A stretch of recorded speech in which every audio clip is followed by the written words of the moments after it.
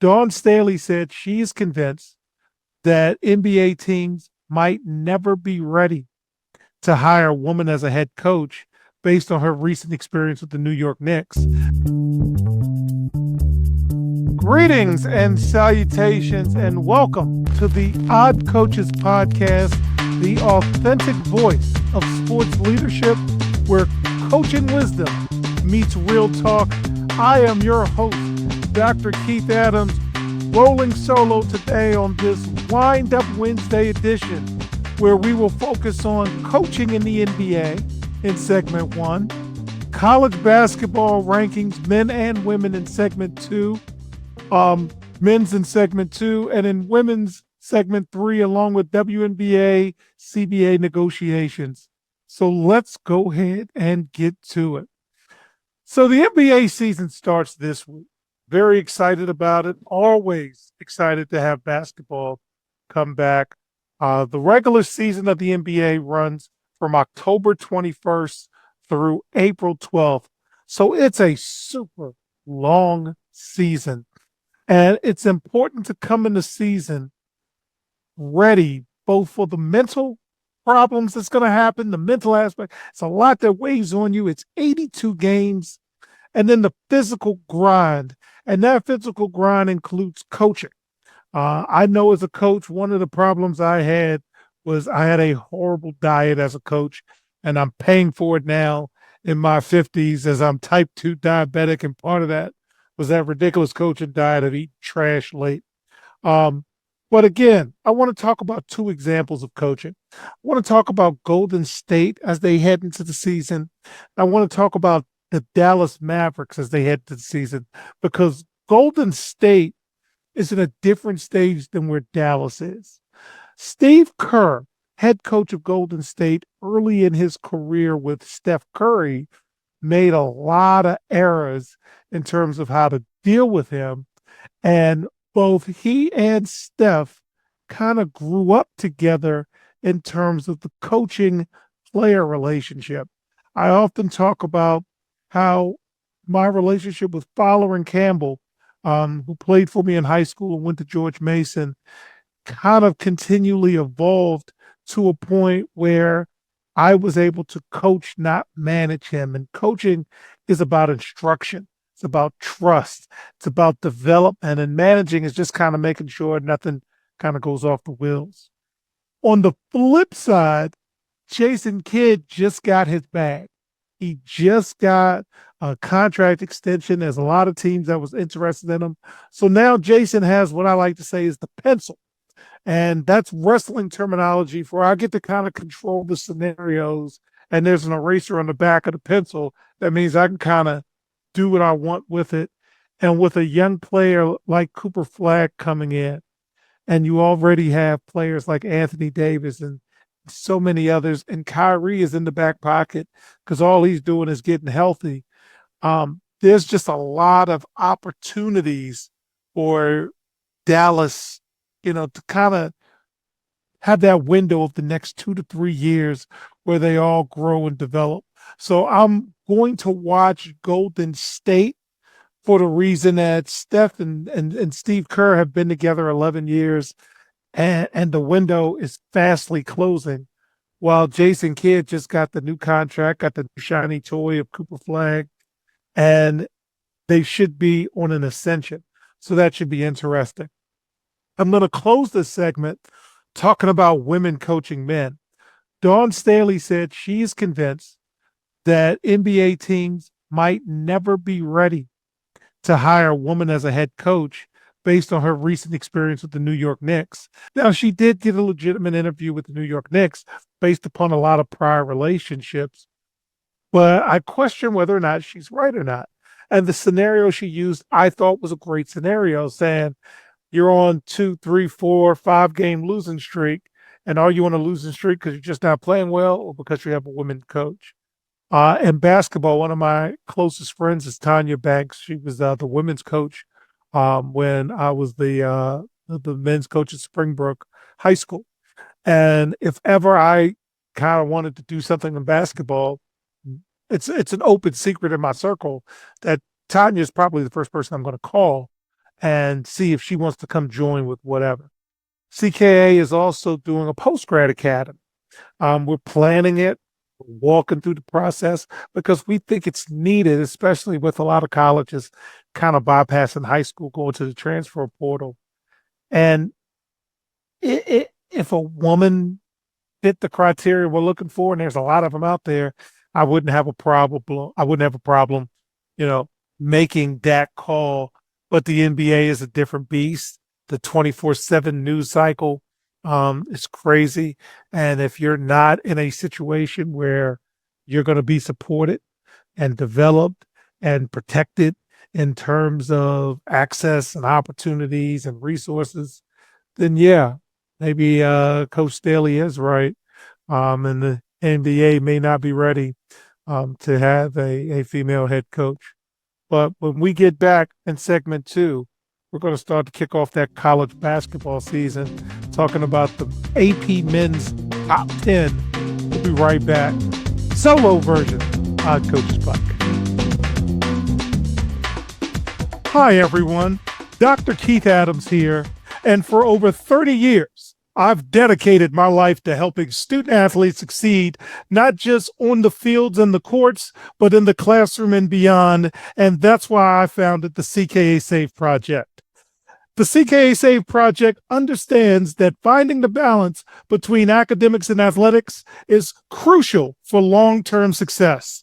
That's why the CKA Save Project offers a range of programs, including personalized consulting, mentorship, and coming in 2027, our innovative Gap Year Basketball Academy designed to assist both young men and women reach their full potential both on and off the court. I'm incredibly excited to announce that the CKA Save Project is now partnering with the Cascade Sports Network. This partnership will allow us the opportunity to amplify our message and reach even more student athletes through the Odd Coaches Podcast and other exciting initiatives. Join the CKA Save Project and the Cascade Sports Network as we empower the next generation of student athletes. Visit CKA on the web at www.ckasaveproject.org to learn more. Let's work together to find the balance and help unlock your potential. Welcome back to the Odd Coaches Podcast. And in segment 2, let's get you ready for the college basketball season. The 2025-2026 Division I men's basketball season will begin on November 3rd. That is right around the corner, just a couple of weeks away. And it will end on March 15th in terms of the regular season. And then the NCAA tournament begins March 17th with the championship game held at Lucas Oil Stadium in Indianapolis, Indiana on April 6th. I will be at the Final Four this year. Looking forward to just being around basketball. So in terms of the season, before we get to the top 10, I kind of want to give coaches an opportunity to get a little behind the scenes with Coach Adams as he prepares for, a season. So some of the look-fors that I have. One, I look for balanced scoring. So as I'm looking at this top 10, I'm looking to see if there's 3 to 4 guys averaging double figures. As I look at this top 10, I'm looking at balanced minutes. And when I mean balanced minutes, I mean 8 to 10 guys averaging consistently double-digit minutes. It's a long season, and we always joke, say 5 to play, 8 to win, 9 if you have foul trouble, and then you cut 1 each round of the postseason. But as you begin the season, you got to play 10. You got to play 11 guys as they're getting their legs underneath you so you can kind of see what's going on. So I'm looking at this top 10 and which teams have 8 to 10 guys playing, consistent double-digit minutes. I'm also looking for balanced leadership. Do you have upperclassmen in meaningful roles, passing down team culture, traditions, positive habits? So I'm looking at that as well. And again, when we get to the top 10, these are the kind of thoughts I'm going to have. Offensively, you can have all the analytics you want. I'm not anti-analytics. I'm not old man, get off my lawn. But there's just some tried and true offensive stats, some defensive stats that I'm just going to look at that's going to give me an idea on if my team is going in the right direction. I'm looking at a goal of 60% from 2-point range. I'm looking at a goal of 40% from 3-point range and 80% from the free throws. If we can average 60% on our twos, that means we're taking great shots. We can average 40% on our threes, that means the right people are taking them. And if we can average 80% on the free throw line, we're not beating ourselves. So these are the numbers I'm looking at. Defensively, it's the flip side. I need you shooting under 50% from 2-point range. I need you to shoot under 30 from 3-point range. And in terms of free throws, I need our team to make more than the other team takes. Another stat that I look at, positive assist to turnover ratio. 2-to-1 is my preference. And I'm looking at 20 assists a game average, less than 10 turnovers. If I can keep turnovers in single digits, that means I'm doing my job. So with that, let's take a look at the AP top 10 and just a little bit about each of them. Number one's Purdue. They bring back a lot, and they have some early season matchups. Looking forward to their game December 20th against Auburn, and I'm hoping they beat the brakes off of them because we talked about the Auburn transition. A little too chummy for me. Two is Houston Cougars. Love Houston, love Kelvin Sampson. That's a grown man team, and I think they're going to be very close to the numbers that I mentioned. Three of the Florida Gators. Early test against Duke coming in December. I will get a chance to, check out a little bit of them on the Hall of Fame series on TNT. Those games are in prime time, so I can kind of sit back at my location and just kind of watch some basketball. 4 is UConn. Hoping Dan Hurley has a better year than he had last year. A lot of self-call stress and anguish.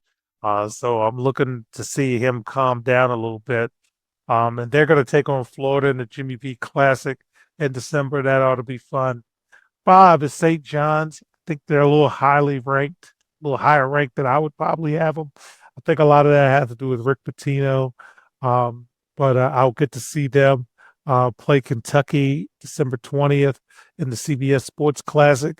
That's going to be at a nice 12:30 slot, and you can sit back with some popcorn and just watch a little basketball. Duke is 6. Duke is going to be balanced. Duke does good work. John Shire has had as good a transition from a legend as anybody. And we'll get to watch them play Kansas. Kansas, with Bill Self's health issues, I don't know if they're going to be as boring as they need to be super successful throughout the entire year. Number 7 is Michigan. They are going to be in Vegas when I'm in Vegas with the Players Era Festival. So I'm really kind of thinking about that women's side of the Players Era Festival, but I do think I may pop in and see a men's game. BYU, they've got the number one player in the country in terms of freshmen coming in. So a lot of eyeballs will be on them. A lot of eyeballs going to be on them. 9 is Kentucky. They have the best roster money can buy, according to reports. So that's added pressure. Let's see how they deal with that pressure. They'll take on North Carolina in the ACC, SEC Challenge. Looking forward to watching that.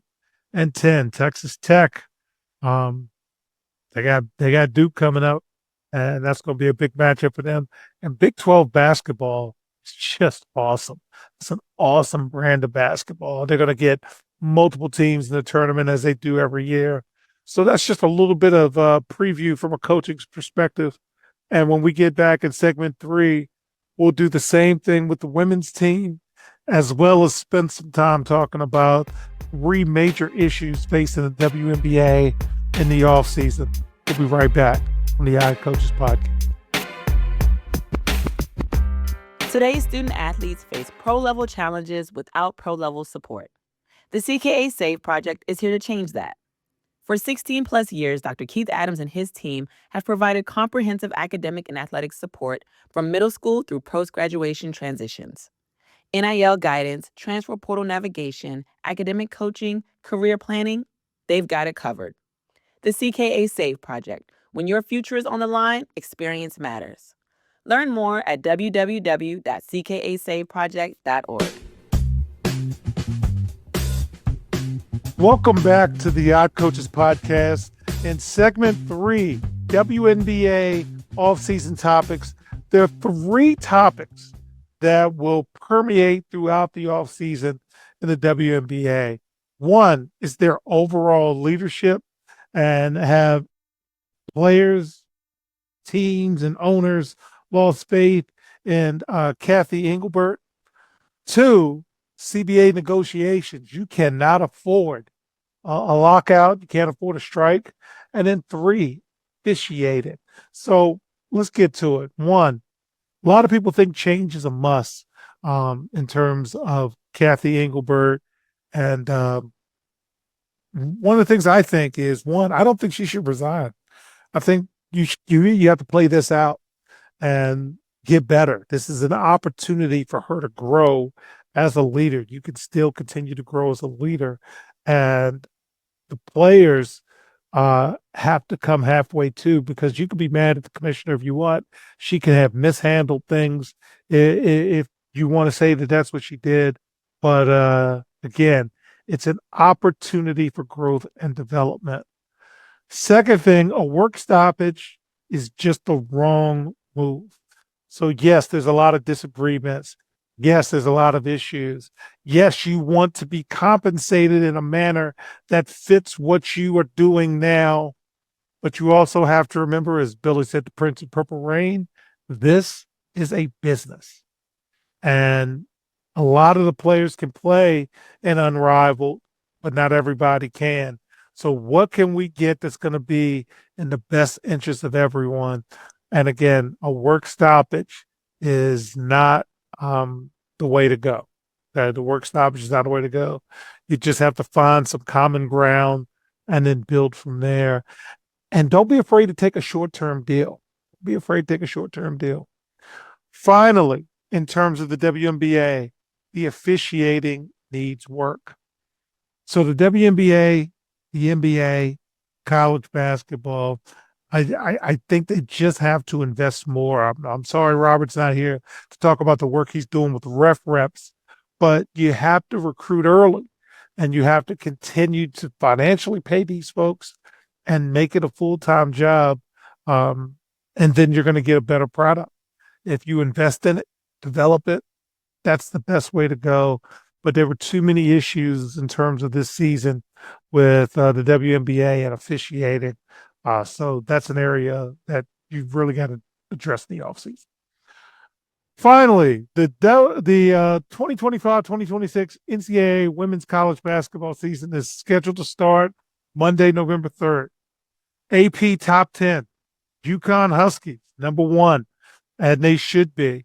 And big fan of AZ Fudd. I know her dad very well.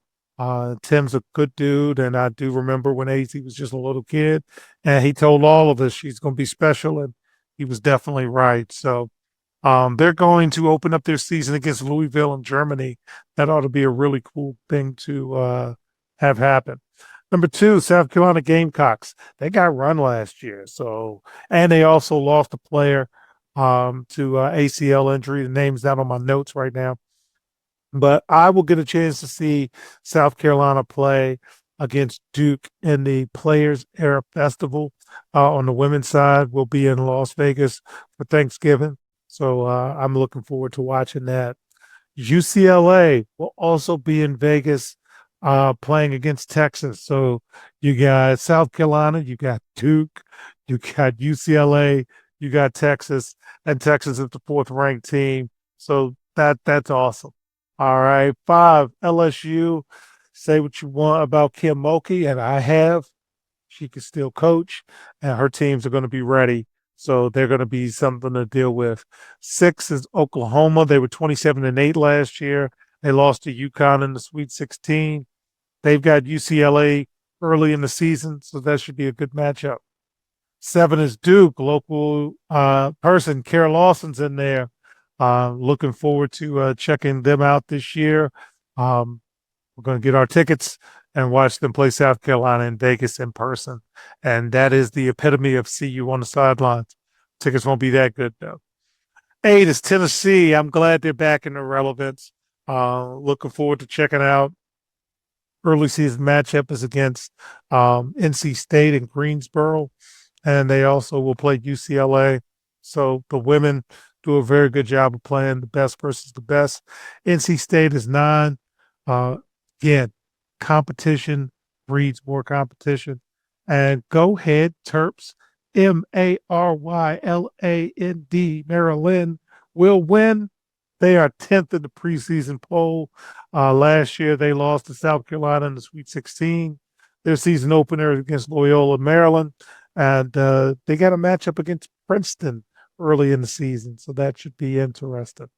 So on behalf of our Cavalcade of Stars, I'm Dr. Keith Adams, saying thank you for listening and or watching the Odd Coaches podcast, the authentic voice of sports leadership, where coaching wisdom meets real talk, also seen on the Cascade Sports Network.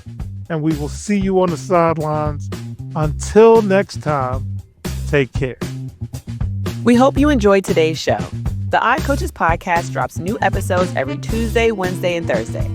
Make sure you subscribe to the Odd Coaches podcast on YouTube, Spotify, and iHeartRadio. Follow the Odd Coaches podcast on the X platform at Odd Coaches. Follow Dr. Keith Adams and the CKA Save Project on social media at CKA Save Project. For more information about the CKA Save Project, visit them on the web at www.ckasaveproject.org. See you next time on the Odd Coaches podcast.